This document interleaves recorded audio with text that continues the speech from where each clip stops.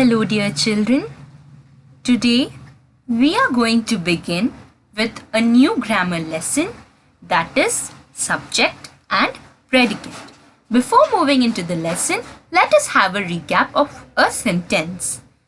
We know that a sentence is a group of words which make a complete sense. For example, Suhana is a good student. I am going to Shimla for my vacation. My grandfather is good at singing. From the examples, you can understand that we are referring to Suhana, who is a good student.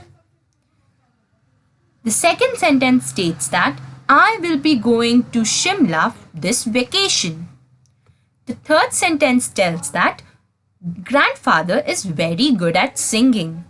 All these sentences make complete sense and hence these are known as sentences. An important thing about sentence is that it has two parts.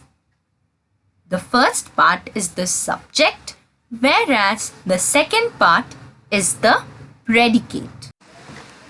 So now let us understand what is meant by a subject and a predicate.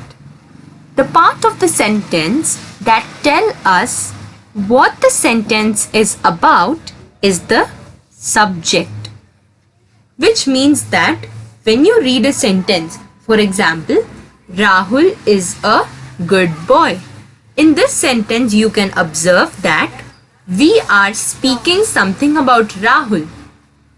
So, Rahul is the subject. Next, the part of the sentence which tells us something about the subject is called the predicate. So here we will take the previous example itself, that Rahul is a good boy. In this, the subject is Rahul, while is a good boy is the predicate, because this is what we are speaking about Rahul, that he is a good boy. A sentence can be divided, as told earlier, into two parts. Let us take an example to understand this even better. Suhana is a good student. Here, Suhana is the subject because the sentence is about Suhana. Here we are telling that Suhana is a good student, which means the entire sentence is depending upon Suhana and telling who Suhana is. The word is a good student is the predicate because this part tells us about the subject, who is Suhana. So, we tell is a good student is the predicate because this tells us who Suhana is or what kind of student is Suhana. The core thing to understand here is the subject is nothing but about whom we are speaking in the sentence, and the predicate is what we are telling about that person or thing in the sentence. One more recapitulation of what the subject and predicate is. The part of a sentence which tells us what the sentence is about is the subject. Please note down this, it is very important. The part of the sentence which tells us something about the subject is the predicate. Now let us understand where to use the subject and the predicate, or in other words, we will now learn about the order of the subject and the predicate. Usually the subject comes before the predicate, but more often for emphasis, the predicate can come before the subject.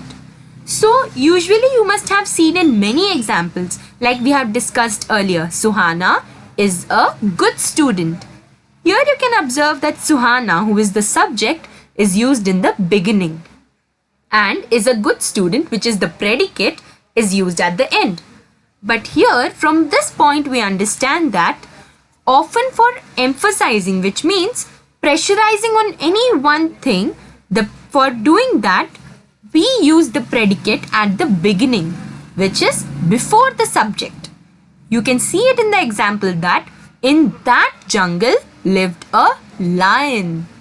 The subject is lion and the predicate is in that jungle. But still we are using the predicate before the subject to pressurize, to think about only one lion who lived in that jungle. Again, in imperative sentences, the subject is not mentioned. So imperative sentences, those sentences which express a command, order, request and so on are known as imperative sentences. These sentences do not have a subject, which means they have only a predicate. For example, go to sleep. Here you can see that only a predicate is given and there is no subject. Another such example is get up from the bed. Here also we are just not referring to a particular person to get up from the bed, but yet it is a sentence. We must understand that imperative sentences which are used to give order, command, request, suggestion, etc., they do not have subjects. But these sentences actually mean that you go to sleep. You get up from the bed. It is telling about one person who is about to go to sleep or has to go to sleep, and also another person who has to get up from the bed. Here you can observe that you is the subject. It is not stated in the sentence, but yet it is implied, which means you cannot see in the sentence that we have mentioned as you get up or you go to sleep. But still these sentences make sense and thus imperative sentences do not have a subject. Dear children, I hope you have understood the lesson. Thank you.